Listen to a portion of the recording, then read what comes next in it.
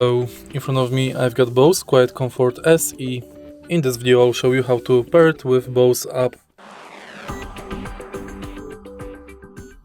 In the beginning, make sure that your headphones are connected with your smartphone, and now enter BOSE app.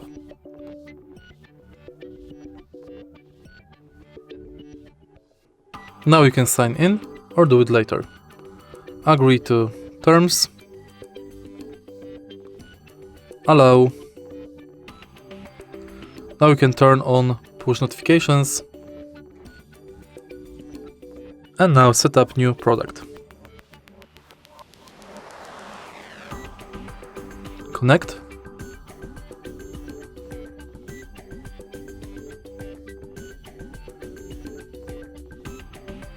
Now slide and hold power Bluetooth switch until you hear ready to connect.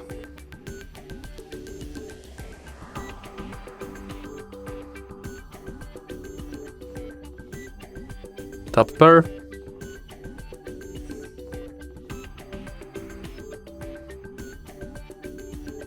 All set, get started, and it's done.